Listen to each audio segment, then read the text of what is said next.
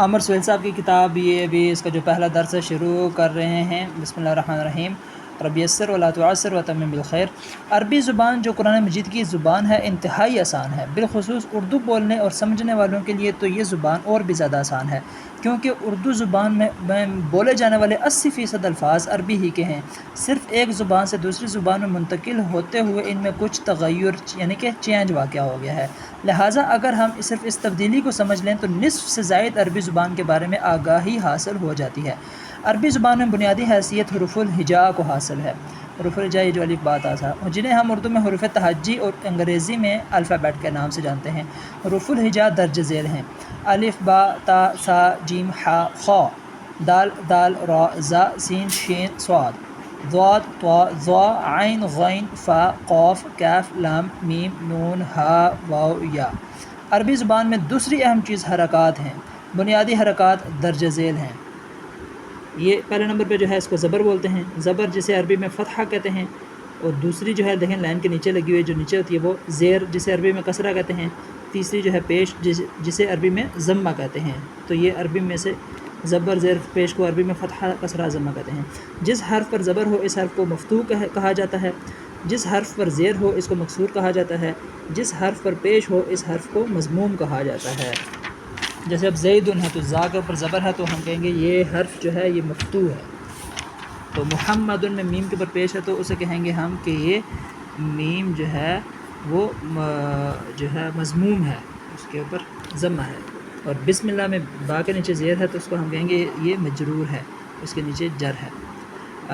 دوہری double حرکت یعنی دو زبر یہ جو ہے اور دو زیر دو پیش کو تنوین کہتے ہیں۔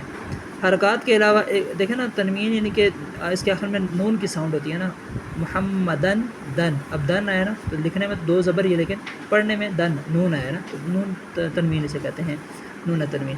حرکات کے علاوہ ایک اور اہم علامت سکون کی علامت ہے جو کہ درج ذیل ہے۔ یہ سکون کی علامت ہوتی ہے، یہ یا قبیہ ہوتی ہے، یہ بھی قبیہ ہوتی ہے۔ عربی حروف الہجا کی تعداد 28 یا 29 ہے۔ بعض لوگ اس فرق کی وجہ الف اور حمزہ ہے۔ جو لوگ الف اور حمزہ کو ایک ہی حرف شمار کرتے ہیں ان کے نزدیک ان حروف کی تعداد 28 ہے، اور جو ان دونوں حروف کو علیحدہ علیحدہ حروف شمار کرتے ہیں ان کے نزدیک حروف الہجا 29 ہو جاتے ہیں۔ الف اور حمزہ کا فرق: جب الف پر تینوں حرکات زبر زیر پیش میں سے کوئی حرکت آ جائے یا علامت سکون آ جائے تو وہ حمزہ کہا جاتا ہے۔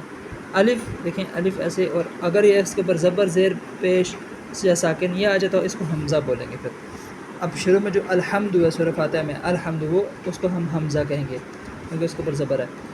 لیکن جو ہے ایاکا میں جو الف ہے اس کو ہم الف کہیں گے، حمزہ نہیں کہیں گے۔ ایاکا میں پہلا جو حرف ہے وہ حمزہ ہے اور تیسرے نمبر کا حرف جو ہے وہ الف ہے۔ تو حروف اور حرکات کے ملنے سے الفاظ وجود میں آتے ہیں۔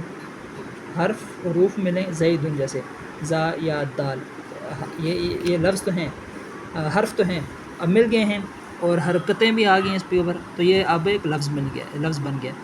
حروف اور حرکات کے ملنے سے الفاظ وجود میں آتے ہیں جو بے معنی بھی ہو سکتے ہیں اور بامعنی بھی۔ ہاں جیسے ہم کہتے ہیں نا چائے شائے، اب شائے لفظ تو ہے لیکن بے معنی ہے، اس طرح عربی میں بھی کچھ الفاظ ہوتے ہیں جو بے معنی ہوتے ہیں۔ تو ہر بامعنی کا لفظ کلمہ کہلاتا ہے۔ مثلا قاف لام میم، قاف زبر کا، لام زبر لا، میم، قلم، قلم ہم، یا اس طرح جو ہے انسان میں اب دیکھیں الف حمزہ نون سین الف نون انسان، اب دیکھیں کتاب میں بھی دیکھیں کاف تا الف با۔ جب بھی کسی زبان کے قواعد مرتب کیے جاتے ہیں تو اس زبان میں استعمال ہونے والے تمام بامعنی الفاظ کی گروپنگ کر لی جاتی ہے۔ انگریزی میں یہ گروپنگ 8 کی تعداد میں ہے جسے آپ پارٹس آف سپیچ کہتے ہیں، جبکہ اردو اور عربی میں یہ تقسیم 3 کی تعداد میں ہے۔ ہم یوں کہہ سکتے ہیں کہ عربی میں کلمے کی 3 اقسام ہیں: نمبر 1 اسم، نمبر 2 فعل، نمبر 3 حرف۔ اب ان کی تعریفیں ڈیفینیشنز بتا رہے ہیں۔ اسم کسے کہتے ہیں؟ اسم کسی شخص، جگہ، چیز، جگہ، صفت یا کام کا نام اسم کہلاتا ہے۔